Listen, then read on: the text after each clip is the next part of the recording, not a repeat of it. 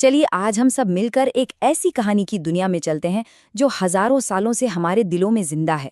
ये कहानी है मर्यादा की, वचन की और धर्म की। ये है राम की गाथा।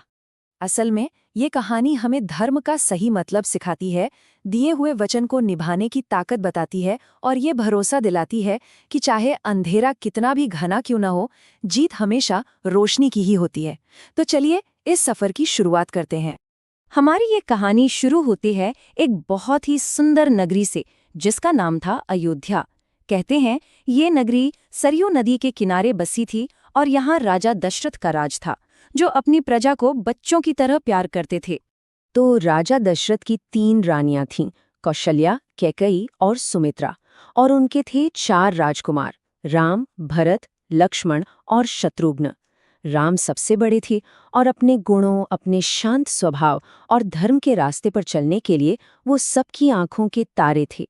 खैर, समय बीता और राजकुमार राम का विवाह मिथिला की राजकुमारी सीता से हुआ। पूरा अयोध्या जश्न में डूब गया। सब कुछ कितना प्यारा, कितना सुखद लग रहा था, पर शायद किस्मत को कुछ और ही मंजूर था। और यहीं से कहानी में एक ऐसा मोड़ आता है जिसने सब कुछ हमेशा के लिए बदल दिया। एक बहुत पुराना वचन अब अयोध्या का भविष्य लिखने वाला था।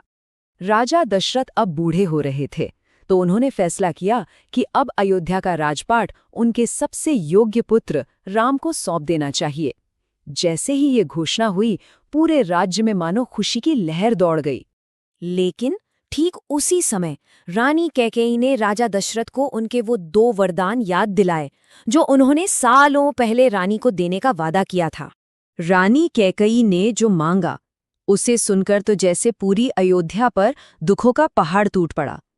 पहला वरदान कि राजगद्दी उनके बेटे भरत को दी जाए, और दूसरा कि राम को 14 साल के लिए अयोध्या छोड़कर वन में रहना होगा।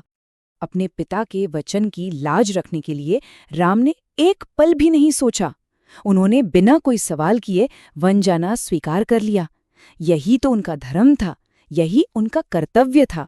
पर इस मुश्किल सफर पर राम अकेले नहीं थे। उनकी पत्नी सीता और उनके छोटे भाई लक्ष्मण ने भी राजमहल के सारे सुख आराम छोड़कर उनके साथ वन में जाने का फैसला किया। वन में उनका जीवन सादा और शांत था, लेकिन शायद नियति को उनकी और भी परीक्षा लेनी थी।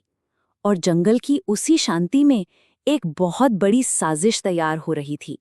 हुआ यूं कि एक दिन उनकी कुटिया के पास एक बहुत ही सुंदर सोने का हिरण दिखाई दिया। सीता जी उसे देखकर मोहित हो गईं और उन्होंने राम से उसे पकड़कर लाने को कहा। पर क्या वो सच में कोई हिरण था, या फिर ये लंका के अहंकारी राजा रावण का रचा हुआ एक छल था, एक धोखा था?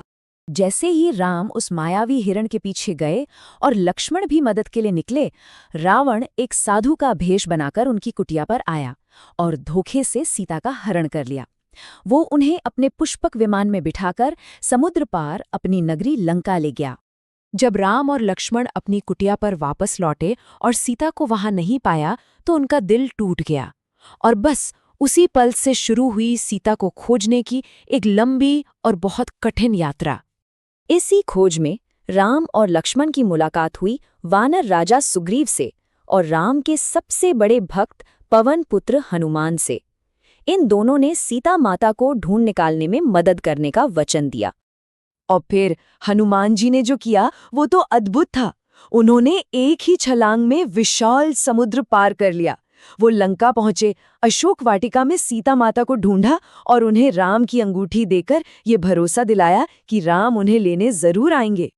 हनुमान से ये अच्छी खबर मिलते ही राम अपनी पूरी वानर सेना के साथ समुद्र के किनारे पहुंचे। फिर सबने मिलकर पत्थरों पर राम नाम लिखा और उन्हें पानी में डालना शुरू किया। और देखते ही देखते समुद्र पर एक पुल तैयार हो गया, जो सीधा लंका तक जाता था। अब वो घड़ी आ चुकी थी जिसका सबको इंतजार था। ये सिर्फ 2 सेनाओं के बीच की लड़ाई नहीं थी, ये लड़ाई थी धर्म और अधर्म की, अच्छाई और बुराई की। सोचिए, एक तरफ थे मर्यादा पुरुषोत्तम राम, जो धर्म और न्याय के लिए लड़ रहे थे, और दूसरी तरफ था घमंडी रावण, जो अधर्म और अन्याय का प्रतीक बन चुका था। बहुत ही भयंकर युद्ध हुआ, पर जैसा कि हमेशा होता है, अंत में जीत हमेशा सत्य की ही होती है। राम ने रावण का अंत किया और सीता को उसकी कैद से आज़ाद कराया। ये बुराई पर अच्छाई की एक बहुत बड़ी जीत थी। रावण पर विजय के साथ ही राम के वनवास के 14 साल भी अब पूरे हो चुके थे और अब समय था घर लौटने का, अपनी प्यारी अयोध्या वापस जाने का। ये एक बहुत ही लंबी यात्रा थी जो 14 साल पहले वनवास से शुरू हुई थी। बीच में रावण पर विजय मिली और अब ये यात्रा अयोध्या वापसी के साथ पूरी होने वाली थी। अयोध्या में तो राम के लौटने पर ऐसी खुशी मनाई गई जैसे कोई बहुत बड़ा त्योहार हो। उनका राज्याभिषेक हुआ और उनके शासनकाल को राम राज्य कहा गया। एक ऐसा आदर्श समय जब हर कोई सुखी था, हर तरफ शांति और न्याय का बोलबाला था। तो राम की ये कहानी सिर्फ एक बीती हुई कहानी नहीं है। ये हमें सिखाती है कि कर्तव्य, त्याग और साहस का रास्ता कितना भी मुश्किल क्यों न हो, अंत में जीत हमेशा सच्चाई की ही होती है। तो अब सवाल ये उठता है कि इस महान कहानी से हम अपने आज के जीवन में क्या सीख सकते हैं।